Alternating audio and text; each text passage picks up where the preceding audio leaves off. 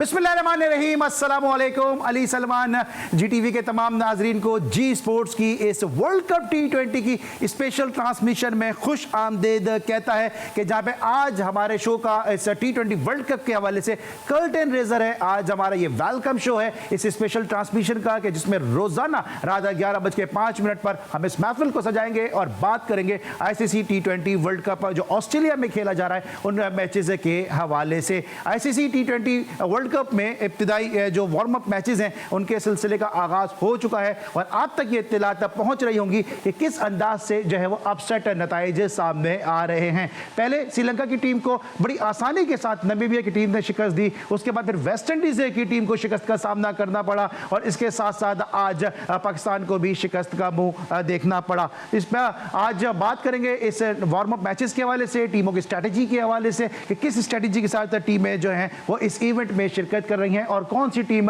के जीतने के ज़्यादा इम्कान आते हैं। आज के शो में डिस्कशन के लिए मौजूद होंगे हमारे साथ दो बड़े ज़बरदस्त क्रिकेट एक्सपर्ट और थ्रू आउट द ट्रांसमिशन, जैसा कि आपके इल्म है कि GTV और जी स्पोर्ट्स का एक खासा रहा है, एक स्पेशलिटी रही है, एक वतीरा रहा है कि हम हमेशा जो है वो बड़ा ज़बरदस्त एक पैनल तरतीब देते हैं कि जो क्रिकेट पे बात करता है और क्रिकेट के हवाले से आपको इन डेप्थ एनालिसिस भी फराहम करता है। तो गाहे बगाहे हमारे इस थ्रू आउट द ट्रांसमिशन हमारे एक्सपर्ट, हमारे एनालिस्ट, हमारे स्टैटिशियन जो है वो चेंज होते रहेंगे ताकि मुख्तलिफ किस्म का फ्लेवर आप की बसारतों को और आपकी समातों को मिलता रहे और आप इस ट्रांसमिशन से मुस्तफीज होते रहें। आज चूंकि हमारा पहला शो है इस वर्ल्ड कप T20 के हवाले से इस नए सेट पे, और यकीनन जो हमारी प्रोडक्शन टीम है, जो हमारी सेट डिज़ाइनिंग टीम है, उनकी कोशिशें और काविशें आपको नज़र आ रही होंगी और उम्मीद है कि आपको हमारा नया सेट भी पसंद आ रहा होगा। तो आज हमारा चूंकि पहला शो है तो आज हमारे साथ मौजूद है एक ऐसी शख्सियत कि जिन्होंने ना सिर्फ अपनी बॉलिंग से बल्कि अपनी बैटिंग से भी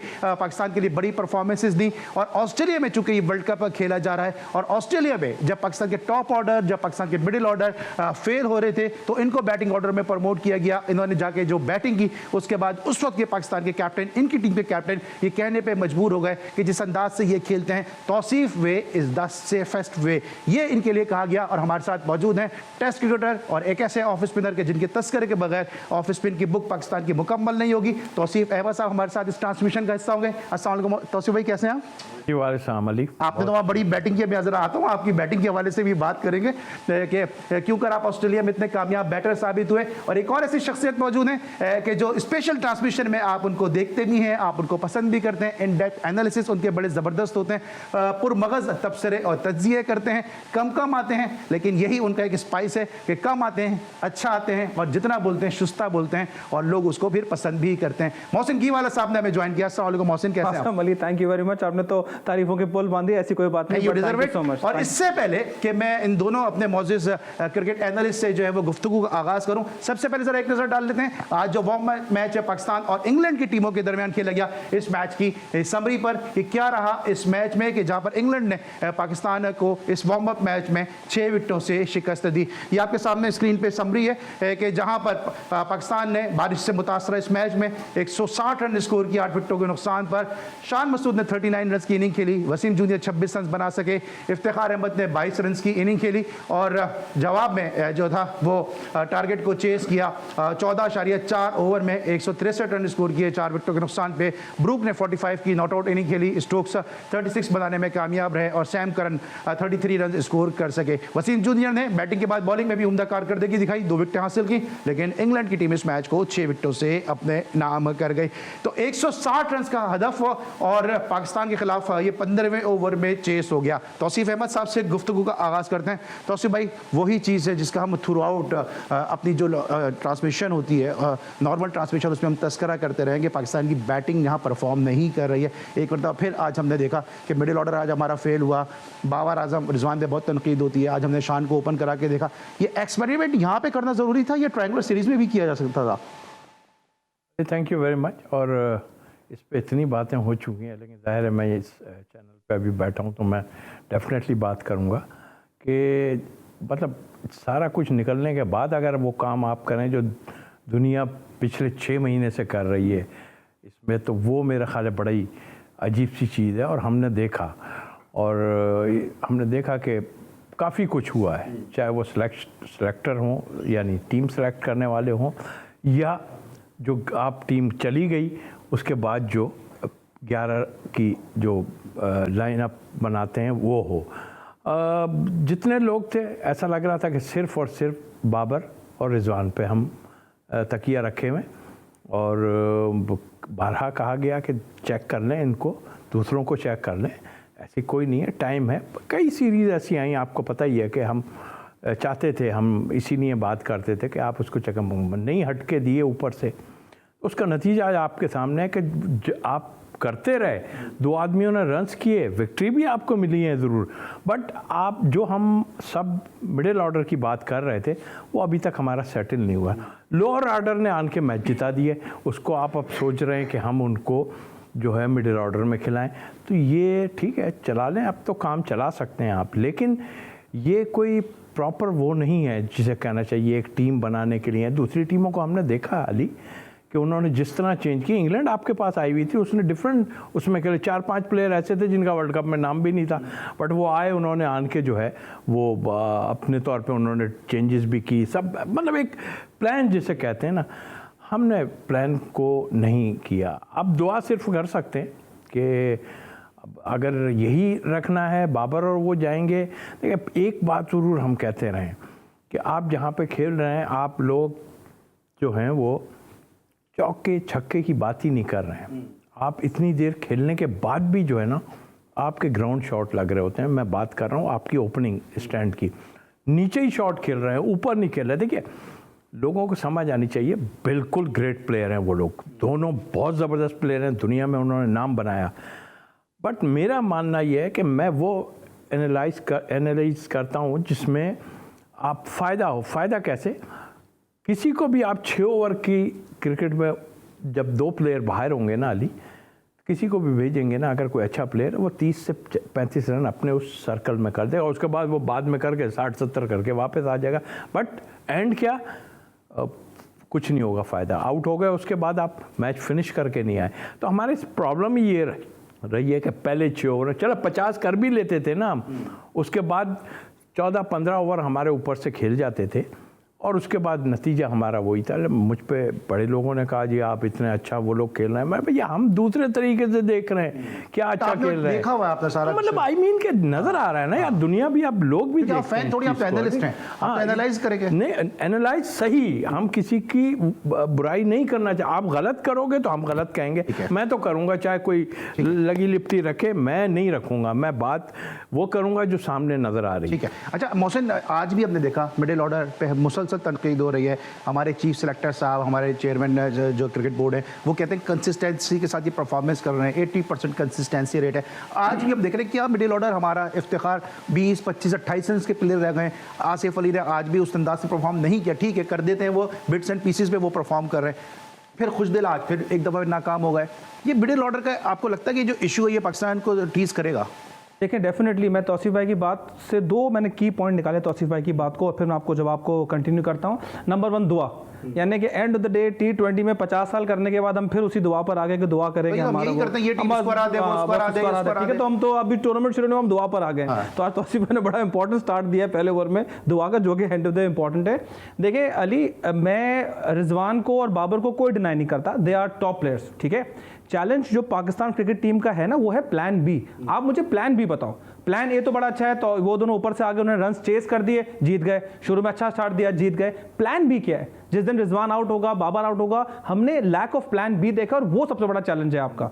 आपका प्लान ए तो बिल्कुल परफेक्ट है, रन्स जीत गए, प्लान बी आपके पास क्या है? Not existent. जो भी आपके मिडिल ऑर्डर खेल रहे हैं, आपने फखर को ट्राई किया है, अब आप शान को लेके आए हो, खुशदिल है, नवाज है जिसको आप ट्राई कर रहे हो, आप अभी तक खेल कूद रहे हो कि आपका राइट कॉम्बिनेशन क्या है। एक जो आर्ग्यूमेंट है वो होती है फ्लेक्सिबिलिटी रखें, फ्लेक्सिबिलिटी रखें, वो ठीक है, लेकिन जो पक्के बैट्समैन होते हैं ना, वो इतने फ्लेक्सिबल नहीं हो सकते कि वो हमेशा अपना गेम चेंज कर दें। खुशदिल का एक गेम है, वो उसी गेम के टेम्परेमेंट पे खेलेगा, उसको अप एंड डाउन कर सकता है, वो अपना गेम ओवरनाइट चेंज नहीं कर सकता, बिकॉज आपने अपना स्किल लेवल उस तरह से अपग्रेड या चेंज नहीं किया है। So the biggest challenge for Pakistan, जिस तरह आपने कहा हमारे मिडिल ऑर्डर में, कि हमारे पास कोई प्लान बी नहीं है, हमारे पास कोई भी इस वक्त ऐसा प्लेयर नजर नहीं आ रहा जिसको हम कह सकें ठीक है यार ये पक्का बंदा है, ये आपको इस पोजीशन में 24-2 24-2 पे आप क्या करोगे? अगर आपके 2 ओवर में 24-2 है, आप क्या, और बाबर रिजवान आउट हो गए, आप मुझे 2 नाम बता दें कि ये रन कर देगा बैटिंग फर्स्ट, आपके पास नाम ही नहीं है। शायद बैटिंग चेजिंग में चलो फिर भी आप कर गए, शादाब को स्टॉप गैप ले आए, नवाज को उस पर ले आए, प्लान फर्स्ट इनिंग्स में आप क्या करोगे? This is the biggest challenge for us at the moment. अच्छा तौसीफ भाई, इतने अरसे से मैं भी क्रिकेट कवर कर रहा हूँ, आप भी क्रिकेट, आप कोच भी रहे हैं, आप सिलेक्शन कमेटी में भी रहे हैं, आप इस्लामाबाद यूनाइटेड के साथ भी रहे, ग्रास रूट क्रिकेट से भी जुड़े। आपने कभी आसिफ अली को विकेट कीपिंग करते देखा था इससे पहले?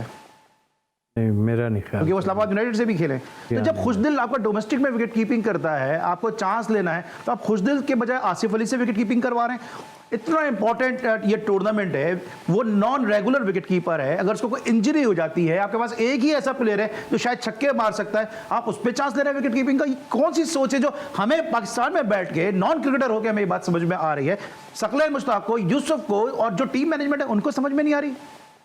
समझ ही नहीं आ रही। एक चीज़ थोड़ी, कितनी चीज़ें हैं जो समझ नहीं आ रही, जिसको हम गिनाना शुरू करें तो पता नहीं किधर चले जाएंगे।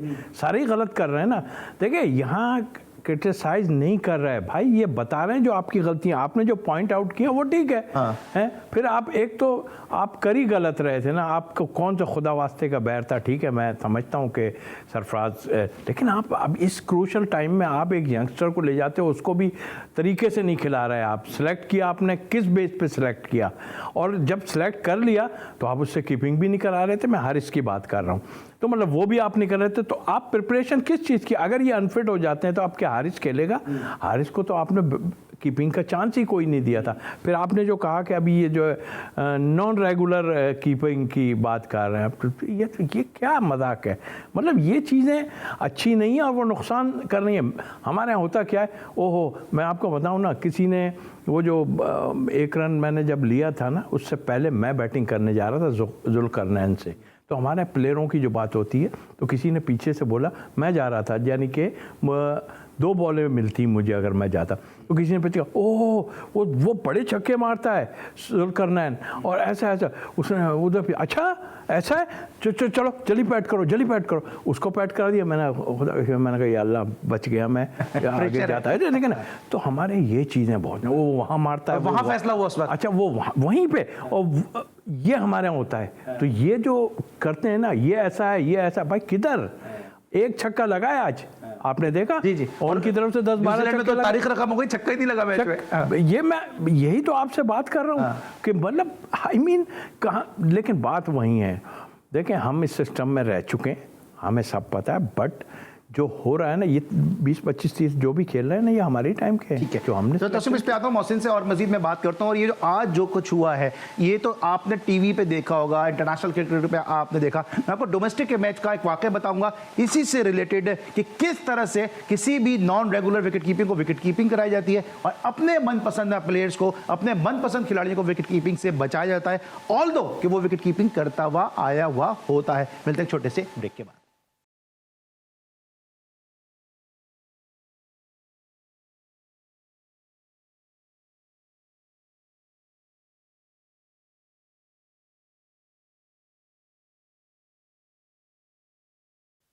Welcome back after the break. और ब्रेक पर जाने से पहले बात करते हैं विकेट कीपिंग के हवाले से। और डोमेस्टिक में मैंने कहा था कि डोमेस्टिक का एक वाकया मैं आपको बताऊंगा कि जहां पर वो प्लेयर के जो डोमेस्टिक में विकेट कीपिंग करते रहे, पाकिस्तान सुपर लीग में विकेट कीपिंग करते रहे, उन्होंने विकेट कीपिंग करने से मना किया और फिर स्पिनर्स को विकेट कीपिंग करनी पड़ी। तो ये है पाकिस्तान की क्रिकेट के जहाँ पे स्पिनर्स के तौसीफ भाई बेहतर बताएंगे कि जिनका काम भी फिंगर्स का होता है, उनको अपने कैरियर को दाव पे लगा के विकेट कीपिंग करनी पड़ी। और वो प्लेयर जो विकेट कीपिंग करते आए हैं, पार्ट टाइम विकेट कीपर के तौर पर खेलते रहे, उन्होंने जो है वो विकेट के ग्लव्स नहीं संभाले। तो ये पाकिस्तानी क्रिकेट में डोमेस्टिक की सतह पे भी होता आया है। अब बात कर रहे हैं पाकिस्तान के इस वार्म अप मैच के हवाले से कि जहां पे पाकिस्तान को इंग्लैंड के सामने शिकस्त का सामना करना पड़ा। मोहसिन, अभी बड़ी तफसील के साथ आसिफ के बारे में भी बात की है और साथ साथ ओपनिंग के हवाले से भी बात की है, लेकिन एक अलार्मिंग साइन नहीं लगता कि आपको कि 14 पॉइंट समथिंग में 4 ओवर में, आई थिंक 15वें ओवर में इस टारगेट को चेस किया, पाकिस्तान की फुल स्ट्रेंथ बॉलिंग खेल रही थी? आई थिंक यहाँ पर मैं थोड़ा डिसअपॉइंटेड हूँ। अच्छा देखिए, एक बड़ी इंटरेस्टिंग बात है, हम T20 को देखते हुए बैटिंग प्रोग्रेस की बहुत बात करते हैं जी, batting strong, middle order, open, छक्के चौके, वो सब।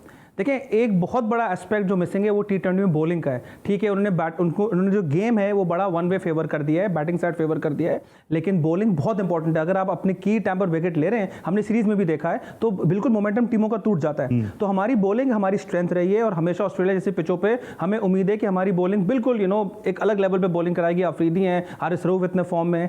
और आज की सबसे डिसअपॉइंटिंग बात मेरे लिए ये थी कि आप 160 रन का target with this bowling lineup 14 over में मार खा गए, और ये बड़ा खतरनाक बनाकर ये देखें, इस वक्त इनकी भी टीम जो है वो वार्म अप में खेल कूद रही है। अच्छा, अगर आप मुझे कहते हैं जी वार्म अप मैच था, सब अपना हाथ खोल रहे थे, शाहीन का पहला मैच था XYZ, तो वो भी तो खेलने आए हुए थे ना, आप भी बैटिंग इस तरह से कर लेते।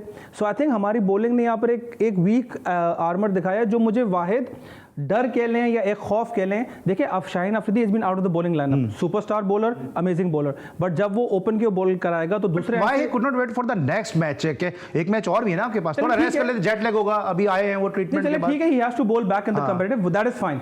चैलेंज होगा अफरीदी अब बॉलिंग अटैक में फिट इन कैसे होते हैं, कि when Afridi is taking the better end, Afridi यहां से 1 ओवर कर रहे हैं तो ओवर 2 कौन करता है, बिकॉज सडनली अब न्यू बॉल के दूसरा बंदा कराएगा, समझे? तो वो एक बड़ी इंपॉर्टेंट डायनामिक्स है जो हमें देखनी होगी, जिसको हम इस वक्त डिस्काउंट करके चल रहे हैं। शाहीन अफरीदी वापस मैच में तो आ गए, लेकिन अफरीदी का jelling in as a bowling unit, ये बड़ा की क्वेश्चन होगा हमारे लिए। I think it's very important कि अगले वार्म अप मैच जो पाकिस्तान का अफगानिस्तान के साथ है, उसमें देखना है कि परफॉर्मेंस कैसी रहती है। ये बहुत खतरनाक एंगल है हमारे लिए, अगर वहां पर भी हमारी बॉलिंग इस तरह से रन मार खाएगी, then we are looking for a really bad world cup. इसलिए मैं अलार्मिंग साइन करता हूं। भाई, आपको क्या लगता है कि जो 15वें ओवर में टारगेट को चेस कर लिया, कितना पाकिस्तान के लिए वेकअप कॉल है ये?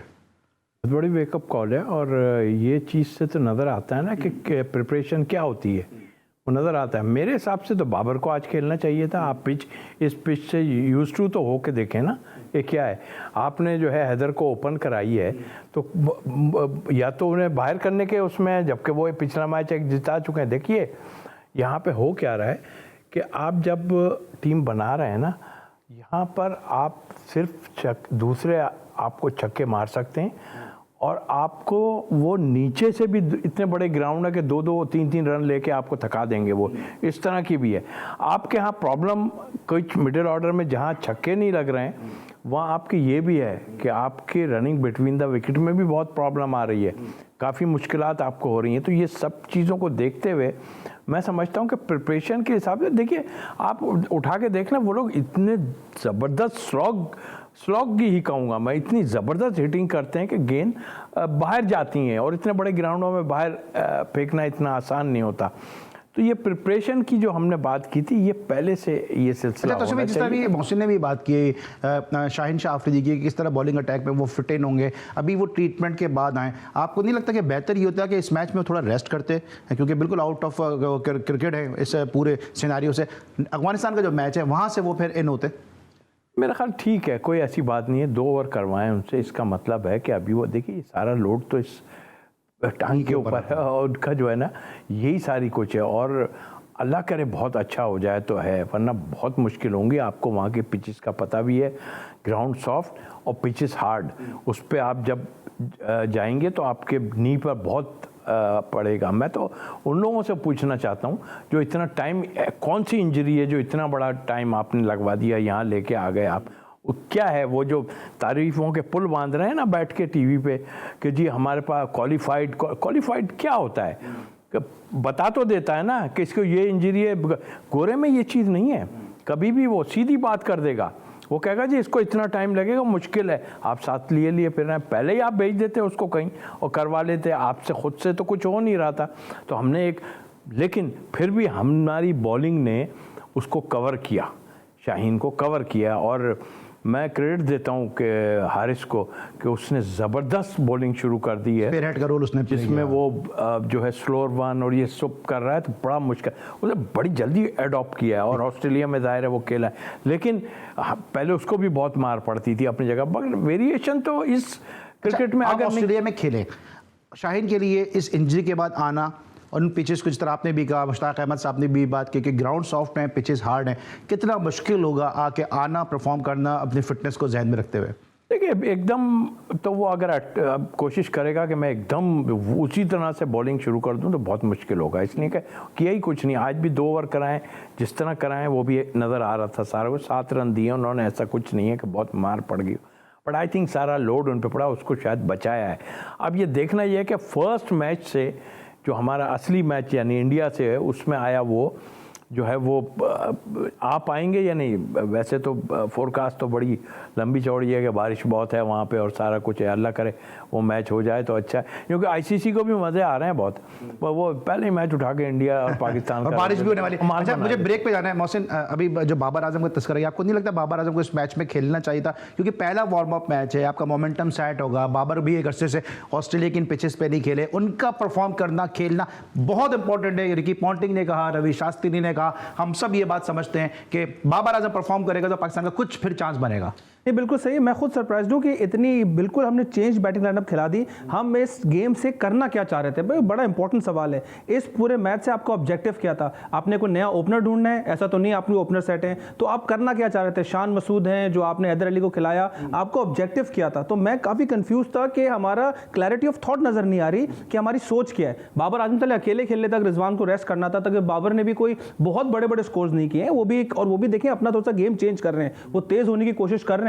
तो ये आइडियल अपॉर्चुनिटी है कि यहां पर आके वो अपना बिल्कुल फ्री हैंड होकर खेलते। अगर जल्दी भी आउट होते तो इतना बड़ा मसला होता नहीं। कैप्टनसी का भी एक बड़ा मैटर रहा है। बिल्कुल बिल्कुल नहीं, तो थोड़ा सा मैं आज इस टीम से काफी मायूस था। मैं एक्सपेक्ट कर रहा था कि पाकिस्तान एक डिफरेंट तरीके से इस वार्म अप मैच को अप्रोच करेगी, बट जिस तरह से उन्होंने खेला है, जिस तरह से उन्होंने अपनी टीम उतारी है, आसिफ अली कीपिंग कर रहे हैं, वो ओपन कर रहे हैं, सब ऐसा लगा था वो बस मस्ती करना है, हौच पौच था। जिस तरह तौसीफ भाई ने कहा तुम वो बैटिंग कर लो, जुल्फिकार तुम कर लो, आई थिंक उस किस्म की टीम लगी हुई ना, वो जो पुगम करके कहते भाई 4 लड़के कर लो, उस किस्म की टीम। एक काम करें, समझ में नहीं आ रहा। अब तुम ही ब्रेक भी ले लो फिर। बिल्कुल ब्रेक लेना, आज आप लेंगे ब्रेक? आज मैं लूंगा। आज आप ब्रेक ले जाते हैं ब्रेक पर, और इंशाल्लाह ब्रेक के बाद अली सलमान से मुलाकात करते हैं एक और मजेदार सवालात के साथ। हो गया।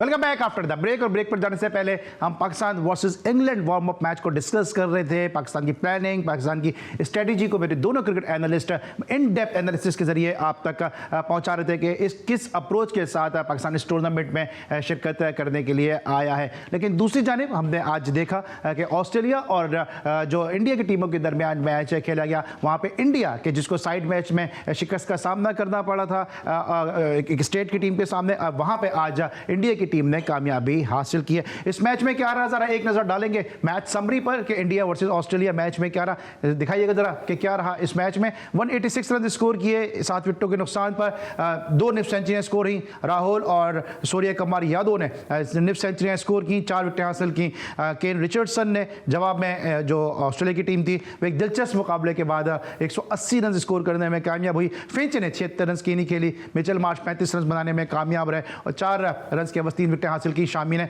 और एक ऐसा मैच कि जो हक में जा सकता था ऑस्ट्रेलिया के, शामी के एक जबरदस्त ओवर के जरिए वो इंडिया के हिस्से में आया। शामी ने जिस अंदाज से बॉलिंग की और एक ही ओवर में उन्होंने अपना इंपैक्ट दिया। शाहीन को हमने देखा, वो उनकी वापसी हुई, वो उस अंदाज से परफॉर्म नहीं कर सके, जो जाहिर सी बात है उनकी इंजरी थी, लेकिन शामी ने इंपैक्ट दिखाया। और बहुत लोग ये बात करते हैं कि शामी को T20 में होना चाहिए। आई थिंक शामी उनका एक बड़ा समझे कंट्रोवर्शियल फिगर है, उस पर बहुत ज़्यादा डिबेट हो चुकी है। वो जब मैच हारा था तो बड़ा एंटी मुस्लिम वाली भी उस पर चांस लगी थी, तो वो बेचारा लुक्स वेरी, देखें है वो बड़ा तेज बॉलर और ऑस्ट्रेलिया में पेस काम आपको 100% आएगी, उसने आज प्रूव भी कर दिया अगेंस्ट ऑस्ट्रेलिया। सो इसने बहुत बड़ा एक पॉजिटिव प्लस किया। शामी का देखें दिल बहुत बड़ा, he is a big hearted player. So आप देखें he has always performed well, specially when the chips are down. तो ये देखें शामी को क्रेडिट जाता है कि उसने हमेशा कोशिश पूरी की है, एंड ही शोज उसका एज अ फास्ट बॉलर एक बड़ा हार्ट होना जरूरी है, और उसने वो आज परफॉर्म किया। बट मेरे लिए इंडिया की जो सबसे मजेदार बात है वो है सूर्य कुमार यादव। देखें हर प्लेयर का एक जोन आता है, एक पर्पल पैच आता है। मुझे लगता है कि T20 में इनका, देखें अली, गेम है सारी कॉन्फिडेंस की। एक जोन आता है एक प्लेयर का कि जब वो ग्राउंड में जाता है ना, वो कहता है अब मैं कुछ गलत कर ही नहीं सकता हूं, उसका एक अलग मेंटल लेवल होता है। सूर्य कुमार यादव जो परफॉर्मेंस दे रहा है पिछले 6 महीने से, it proves again and again कि वो अपने आप को दिमाग में एक अलग प्लेयर समझ रहा है। जब विराट कोहली नए नए आए थे, एक उनका फेज आया था जब उन्होंने 150-200 की 2 मरतबा चेस की थी in Australia against Sri Lanka Australia, और वो उनका टर्निंग पॉइंट था when he started believing in himself that he is an world class player. और सूर्य कुमार यादव की बॉडी लैंग्वेज से, उनके स्ट्रोक सिलेक्शन से, उनके कॉन्फिडेंस से लग रहा है 360 खेलते लगते हैं वो अपने आप में बिलीव करना शुरू कर रहे हैं कि वो इंटरनेशनल लेवल के टॉप प्लेयरों में से एक हैं, and that's a game changer. तो आई थिंक इंडिया की जो बहुत बड़ी strategy will be based on Surya Kumar Yadav, and that is the key wicket now as far as I am concern for Indian batting team. India से क्या उम्मीद है? इस तरह इन्होंने भी कहा कि सूर्य कुमार यादव जो हैं, गो के ठीक है, रोहित शर्मा हैं, वहाँ पे राहुल हैं, विराट कोहली हैं, न्यूक्लियस हैं ये सारे, इनके गिर्द रिवॉल्व करेगी बाकी टीम, लेकिन सूर्य कुमार यादव ने स्ट्रेंथन किया आगे टीम को। ठीक है, बिल्कुल आपने ठीक कहा। और देखें इनकी रिप्लेसमेंट मौजूद है। देखें कोहली रन्स नहीं हो रहा है अब तक, हमारे पास कोई ऐसा होता और हुआ भी है, खली वली किया और भगा दिया। एक नारे लगे उस पर पर्ची पर्ची, उस बेचारे को बिठा दिया। मैं बात कर रहा हूँ खुश दिल पे, ये हुआ।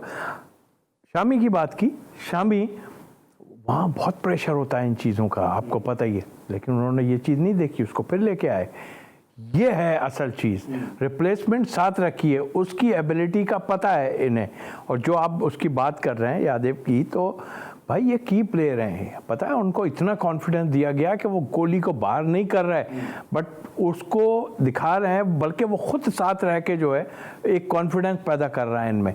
एक टाइम आएगा, मैं बिल्कुल ठीक है, उसको खिला रहे हैं, बहुत अच्छी बात है। एक प्रेशर भी किसी प्लेयर का होता है किसी टीम के ऊपर के अब ना कर दे, जैसे जावेद भाई का था। जावेद भाई से हमेशा ये होता था, वो एक सीरीज़ में ऑस्ट्रेलिया में फेल हो रहे थे, फिर भी वो कह रहा था कि बड़ी विकेट हमने ले ली, इतनी दफ़ा आउट होने का बाद। तो एक प्रेशर होता है, वो कोहली का प्रेशर अब तक दूसरी टीमों पे मौजूद है, बट उन्होंने कोहली को इधर उधर नहीं किया, बल्कि उसको साथ रख के दूसरे को जो है ना एक्सपीरियंस दे रहे हैं। और देखें आप पीछे के उनकी बेंच पे कितने लोग बैठे हुए हैं, हम उस लिहाज से अगर हम देखें, फिर हम अपने उस पे आते हैं तो हम ढूंढ, बाबर आ गए, रिजवान आ गए, अब कौन है?